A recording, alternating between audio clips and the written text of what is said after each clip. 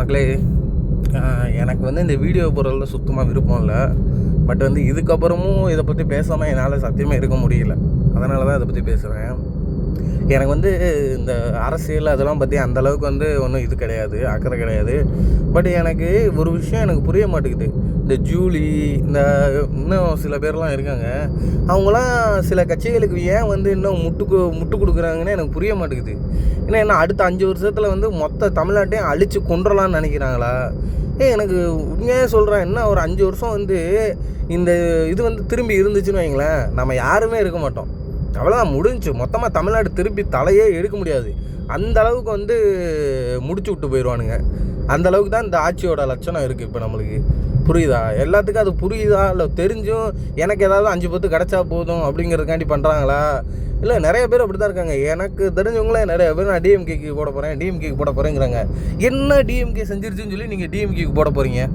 இல்லை, எனக்கு புரியலை என்ன செஞ்சுருக்காங்க அப்படின்னு சொல்லிட்டு. நம்மளை விற்றுக்கிட்டு இருக்கானுங்க. நம்மளோட அவனுங்க இப்போ எடுத்துக்காட்டுக்கு சும்மா சொல்லணும்னா, நம்ம சிஎம் கிட்ட வந்து எந்த சொத்துமே இல்லையா, ஒரு கார்லையா, வாட்சிலையா, அது இல்லையா, இதில் எதுவுமே இல்லையா, 35,000 ரூபாயோட தான் இருக்காப்லையா. இதெல்லாம் வந்து மக்கள் இது நினச்சிட்டாங்களா இல்லை என்னங்கிறது ஒன்றும் தெரியல. அட்லீஸ்ட் ஒரு பேச்சுக்காவது ஒரு 10 கோடி ரூபா இருக்குது, ஒரு 5 கோடி ரூபா இருக்குதுன்னு கணக்கு காட்டலாம். ஆனால் நான் தான் வந்து நல்லவன் அப்படிங்கிறத காட்டிக்கிறதுக்காக இப்படிலாம் போட்டால் இதெல்லாம் வந்து மக்கள் நம்புவாங்கன்னு நினச்சி போடுறாங்க பார்த்தீங்களா? அதையும் நீங்கள் சில பேர் வந்து முட்டு கொடுக்குறீங்க பார்த்தீங்களா? எப்பா, இது வந்து எனக்குலாம் வர இந்த தமிழ்நாட்டில் இருக்கவே விருப்பம் இல்லை. எங்கிட்டாவது போயிடலாம் போல இருக்குது இவனுங்களோட அரசியல்லாம் பார்த்தா. நான் வந்து அவனுக்கு போடுங்க இவனுக்கு போடுங்கன்னு சொல்லலைங்க. ஆனால் ஒரே ஒரு ஆளுக்கு மட்டும் போடாதீங்கன்னு தான் சொல்கிறேன். அந்த ஒரு ஆள் யாருன்னு உங்களுக்கே தெரியும். அதோட ஆட்சியோட லட்சணம் இது என்னங்கிறதும் உங்களுக்கு தெரியும். ஸோ இந்த முட்டு கொடுக்குறவங்க, இந்த கட்டு கொடுக்குறவங்க, காசை வாங்கிட்டு பேசுகிறவங்க, இவங்களாம் வந்து அவங்க பிள்ளைங்க வந்து அடுத்த ஒரு ஜென்ரேஷனில் வந்து நடுத்தரில் தான் நிற்க போகிறீங்க. நடுத்தரு தெரியுமா? அவங்களுக்குலாம் வந்து அந்த காசில் வளர்கிற நீங்களாம் கை கால் ஊனமாக பிறந்து இந்த மாதிரி தான் பிறக்க போகிறீங்க. அவங்களாம் வந்து நான் தப்பு சொல்லலை. ஆனால் வந்து இந்த மாதிரி காசில் வந்து மக்களை வந்து கொண்டு குவிக்கிறதுக்கான காசை வாங்கிக்கிட்டு அது மூலிமா நீங்கள் வந்து வளரணும்னு நினச்சிங்கன்னு வைங்களேன், அந்த காசில் வளர்கிற எல்லாமே வந்து குறைகளோட மட்டும்தான் இருக்கும். நீங்கள் நிறைகளாக வளைய முடியாது. இதை மட்டும் புரிஞ்சுக்கோங்க. இனிமேவும் இந்த காசு வாங்கிக்கிட்டு இப்படி வந்து நான் பேசுகிறேன் வைக்கிறேன், நான் வந்து பெரிய பிடுங்கி அப்படின்னு பேசுகிற ஆட்களுக்கு வந்து இந்த வீடியோவை ஷேர் பண்ணுங்கள்.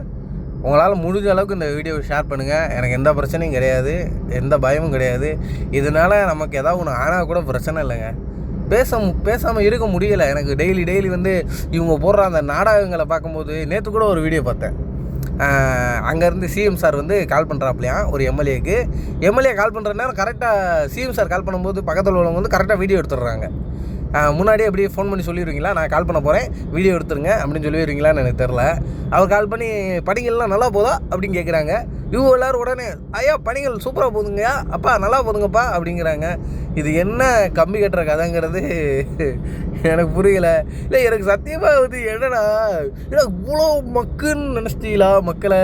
இல்லை இவ்வளோ லூஸுன்னு நினச்சிட்டீங்களா எங்களுக்கெல்லாம் அறிவுன்னு ஒன்று இருக்கா இல்லையா அப்படின்னு நினச்சிக்கலான்னு எனக்கு வருத்தமாக இருக்குது.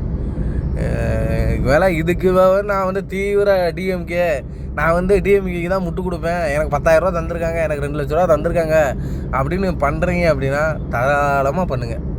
சரியா? உங்கள் எல்லாத்துக்கும் ஒரு வணக்கம்.